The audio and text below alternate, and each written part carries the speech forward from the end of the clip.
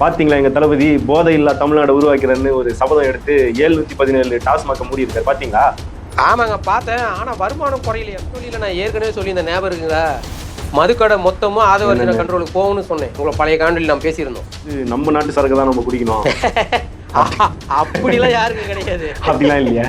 அப்படிலாம் இல்லையா? அந்த வெளிமா 58 54 மது அதே மாதிரி தான். இப்போ என்னன்னா அவங்க வாங்கினதோட கம்சன் கொஞ்சம் குறைவாக கேட்டிருப்பாங்க. அதனால இப்போ உள்ள விடுறாங்க. அவ்வளோதான். 400 ரூபாயா?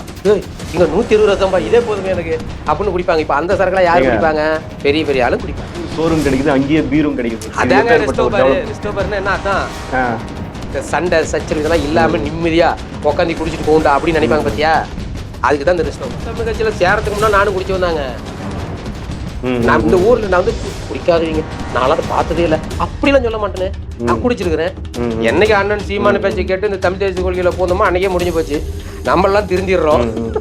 தலைவர் அவர் தான். அதான் முதலமைச்சர் ஒருத்தர், முதல் போட்ட அமைச்சர் ஒருத்தர். அவர் தாங்க முக்கியமான முதல் அமைச்சர். திமுக அதிமுக கை கட்டி பம்புவாங்க.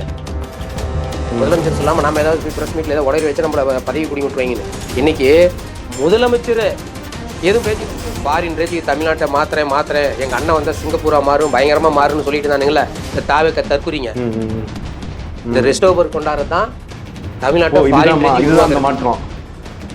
அவ்வளோதான், இதுதான் மாற்றம்.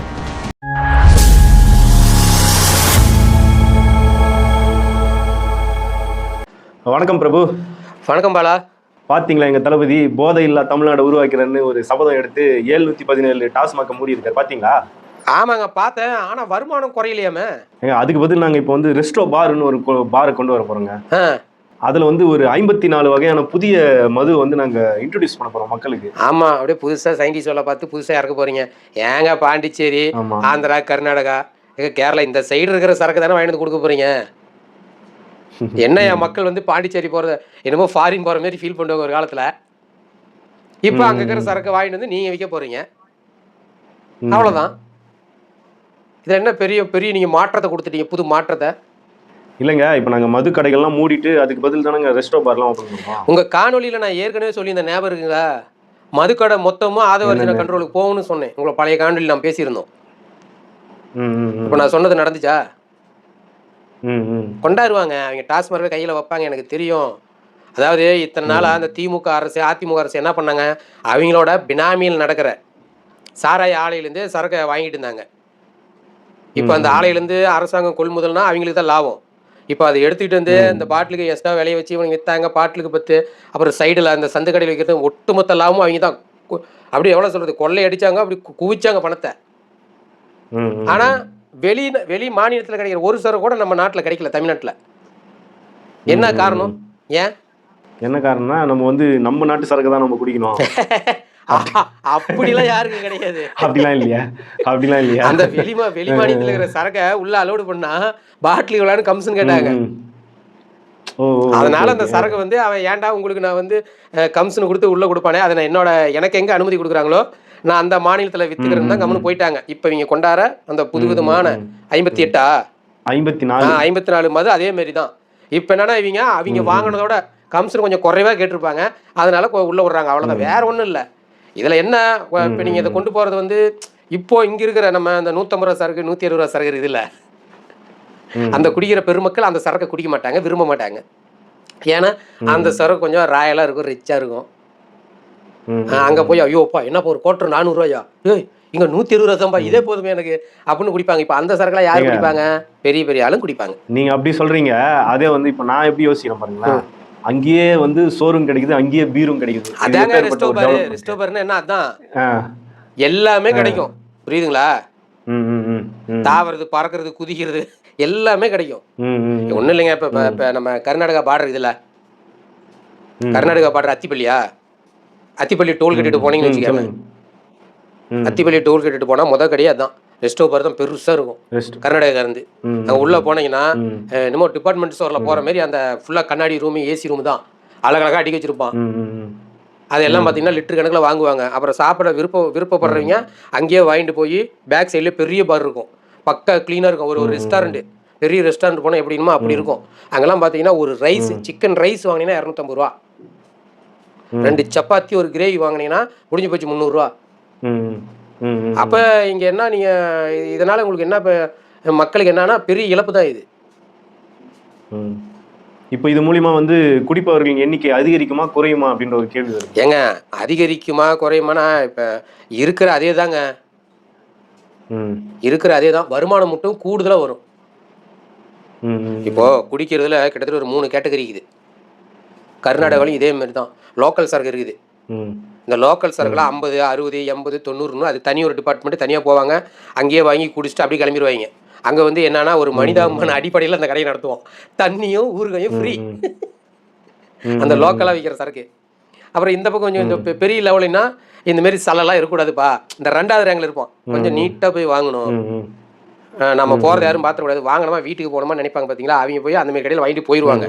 3வது கேட்டகரி இந்த சலசலை இந்த சண்டை சச்சரவு இதெல்லாம் இல்லாமல் நிம்மதியாக உட்காந்து குடிச்சிட்டு போகண்டா அப்படின்னு நினைப்பாங்க பார்த்தியா, அதுக்கு தான் இந்த ரெஸ்டோ பார். இங்கே எந்த பிரச்சனையும் இருக்காது. நீங்கள் ஹோட்டலில் போய் உட்காந்து எப்படி ஆர்டர் எடுப்பாங்களோ அதேமாரி வருவாங்க. உனக்கு என்ன சரக்குன்னு கேட்பாங்க, கொண்டாந்து வைப்பாங்க. சைடிஸ் என்ன வேணும்னு கேட்டிங்கன்னா பறக்கிறது தாவறது குதிக்கிறது எல்லாத்தையும் பிடிச்சிட்டு வந்து உன்ட்டு கொடுத்துருவாங்க. என்ன கடை விட்டு மினிமம் ஒரு மணி தான் 1000 ரூபா பில் கட்டுவோம். சரி, அதெல்லாம் சரிங்க. இதெல்லாம் எப்படிங்க உங்களுக்கு தெரியும்? ஏங்க நம்ம என்னமா, நான் நாம் தமிழ் கட்சியில் சேரத்துக்கு முன்னால் நானும் குடிச்சு வந்தாங்க.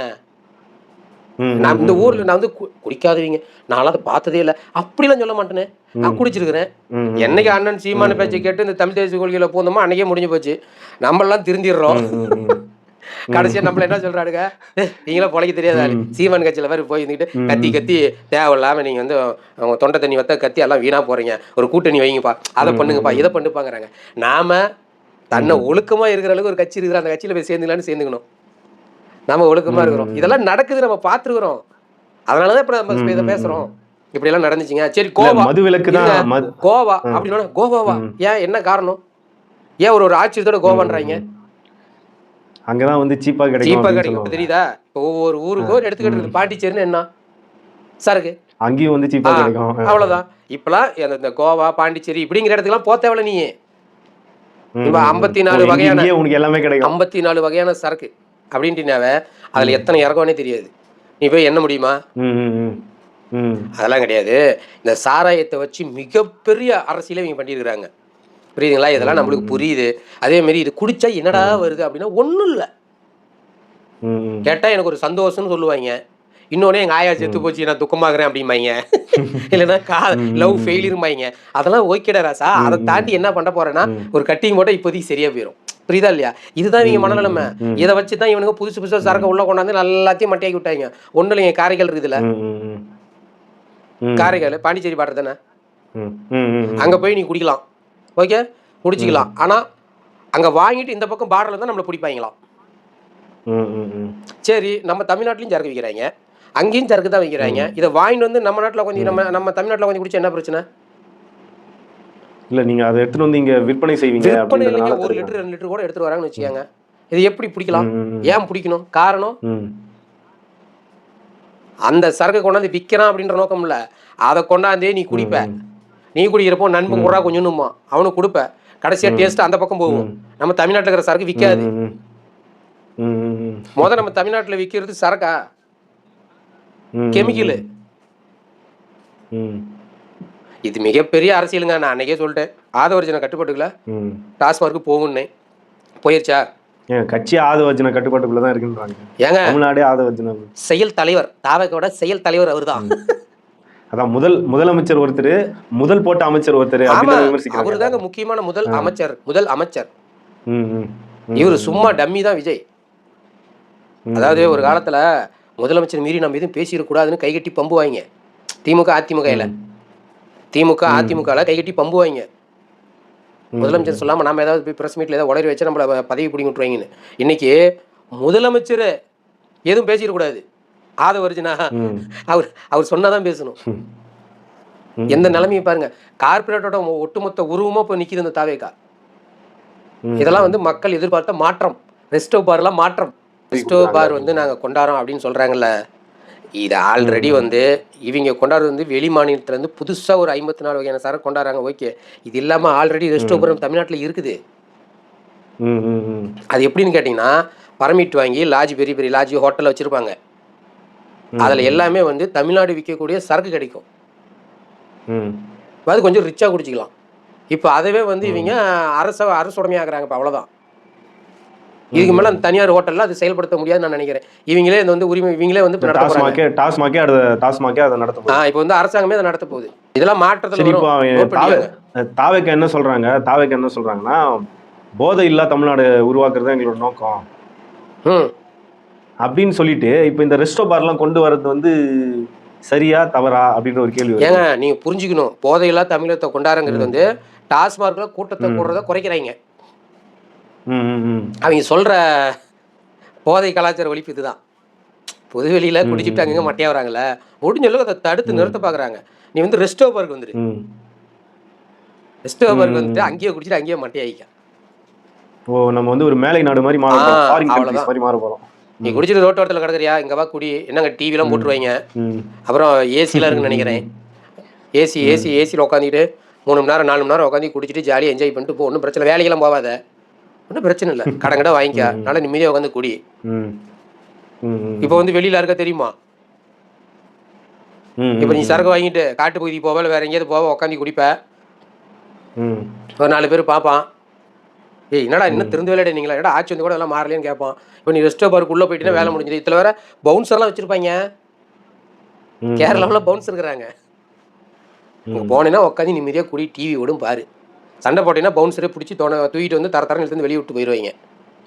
இப்போ நீ வந்து ரெஸ்டோ பார்க்கு வந்து ப்ரமோஷன் பண்ணுறீங்க கரெக்டா? ப்ரமோஷன் பண்ணுறல, இதெல்லாம் நம்ம பார்த்துட்டோம். இதெல்லாம் பார்த்துட்டு வரோம். இதெல்லாம் வரப்போகுது. நீ பெரிய இழப்பு உண்டாக போகுது. அதாவதுங்க இப்போ நீ டாஸ்மார்க்னா நீ ஒரு கோட்டர் வாங்குறல, நம்ம அதே தப்புன்னு தான் சொல்கிறோம். நீ ஒரு கோட்டர் வாங்குற, நீ உட்காந்து குடிக்கிற, வீட்டுக்கு பறிச்சு ஓகே. இப்போ இந்த ரெஸ்டோ பார்க்கு போனீங்கன்னா 150 ரூபா சரக்கு கிடைக்காது. அந்த புதுசாக வர 54 வகையான அந்த சரக்கு தான் கிடைக்கும். அது விலை அதிகம். இப்போ இது வாங்கினா என்ன பண்ணுவேன், ஏன்டா அங்கே இங்கேயும் உட்காரணும் அப்படின்ட்டு உள்ளே போவேன். உள்ளே போய் உட்காந்தீங்கன்னா அவன் சொல்கிறது தான் ரேட்டு. வெளியில் வந்து ஒரு 100 கிராம் சில்லி 50 ரூபா அப்படின்னு வச்சுக்காங்க. 100, அதாவது வெளியே போட 100 சில்லி வேணும், 4 பேர் திம்ப. நீ அங்கே போய் உக்காந்தீங்கன்னா பிளேட் 250 ரூபாம்மா, 2 பேர் தான் சாப்பிட முடியும். அப்போ எந்த அளவுக்கு இவங்க கொள்ளையடிக்க போறாங்கன்னு தான் சொல்கிறேன். இதெல்லாம் ஆல்ரெடி வெளியில் இருக்கிறது தான். இப்போ அதை நம்ம தமிழ்நாட்டில் கொண்டாந்து ஒரு எப்படி சொல்கிறது, இதெல்லாம் ஒரு சீரழிவு, அவ்வளோதான். இதெல்லாம் ஒரு தவறான பாதி நம்மளை இழுத்துட்டு போகிறது. இது வந்து பெரிய கலாச்சாரம். இந்த ஃபாரின் நம்ம ஃபாரின் ரேஞ்சுக்கெலாம் இல்லை. நம்ம பொருளாதாரம் கீழே கிடக்குது, நம்மக்கிட்ட எதுவும் இல்லை. இப்போ ஃபாரின்கார மாரி யாராவது குடிக்கிறாங்களா நம்ம ஊரில் சொல்லுங்கள்? மேல்நாட்டு கலாச்சாரமா? அந்த மாரி யாராவது குடிக்கிறாங்களா? அவன் வந்து குளிர் பிரதேசம் நிறைய பேர் இருக்கிறாங்களே சில நாடுங்க, அவங்க வந்து மருந்தாக எடுத்துக்குவாங்க. நம்ம அதை குடிச்சோம்னா நம்மளை காப்பாற்றுறதுக்கு மருந்து வேணும், ஆஸ்பத்திரி தூக்கிட்டு ஓடணும். ஏங்க தமிழ்நாட்டில் இப்போ கிட்டத்தட்ட மூல நரம்பு பாதிச்சிருச்சு, கை கால் இழுத்துருச்சுன்னு சொல்கிறாங்க தெரியுமா? இது எல்லாமே வந்து சரக்கால தான். இவங்க சாஸ்மார் வாங்கி குடிக்கிற சரக்கால தான் பிரச்சனை. நிறைய பேர் இறந்துட்டு இருக்கிறான். இதுக்கு முழு தீர்வுன்னு பார்த்தீங்கன்னா நீ தயவுசெய்து சரக்கு விற்காதன்றேன். சரி, நீ இவ்வளோ தூரம் எப்போ மல்லு கட்டுற? நான் மேலை நாட்டு மாரி உங்களுக்கு வந்து ஃபாரின் கல்ச்சரில் கொண்டாடுறேன், ஏன் அதெல்லாம் பண்ணுற? பணங்கள் இறக்கு, ஆந்திராவில் இருக்குது, இதில் கர்நாடகாவிலையும் இருக்குது, கேரளாவில் இருக்குது. ஏன் அதை கொண்டாடவே மாட்டேங்கிறீங்க? ஏன்னா தனி முதலாளி வந்து வாழணும், தனியார் முதலாளி வாழணும். தமிழ்நாடே மொத்தமே கம்சன் அடிப்படையில் தான் இயங்குது. திமுக காரன் அதை தான் நல்லா பண்ணிட்டு தான் அவனோட பினாமி ஆலையிலே எடுத்து வருமானம் பார்த்தான். இப்போ இவங்க வந்து புதுசாக வந்துக்கிறாங்க, இவங்களுக்குன்னு ஒரு ஆலை இருக்காது தமிழ்நாட்டுக்குள்ள, சாராய ஆலை. அதனால கமிஷன் பேஸில் வெளியில் வாங்கிட்டு வந்து இப்போ உள்ள விட போகிறாங்க, அவ்வளோதான். இவங்க 5 வருஷத்தில் கண்டிப்பாக இவங்களும் ஒரு சாராய ஆலை கட்டிடுவாங்க. சரி விடுங்க, பீரும் ஜோரும் ஒரு இடத்துல கிடைக்குது. நம்ம இளைஞர் வாழ்க்கையே முடிஞ்சது. ஏன்னா படிக்க வேலை இல்லாமல் இளைஞரெல்லாம் வீட்டுக்கு ஒருத்தர் இருக்கிறான், இந்த நேரத்தில் போய் இதெல்லாம் கொண்டாடுறாங்க. இந்த மக்கள் எப்படி இதெல்லாம் வந்து விட்றாங்க, ரசிக்கிறாங்களா? அதாவது இப்போ பார்த்தீங்கன்னா, நான் வந்து ஃபாரின் ரேஞ்சுக்கு தமிழ்நாட்டை மாத்துறேன், எங்கள் அண்ணன் வந்து சிங்கப்பூரா மாறும், பயங்கரமாக மாறும்னு சொல்லிட்டு இருந்தானுங்களே இந்த தாவேக்க தற்குறிங்க. இந்த ரெஸ்டோபர் கொண்டாடுறது தான் தமிழ்நாட்டை ஃபாரின் ரேஞ்சுக்கு மாற்றம். அவ்வளோதான், இதுதான் மாற்றம். சரிங்க, தொடர்ந்து பேசுவோம். நன்றி. நன்றி பல.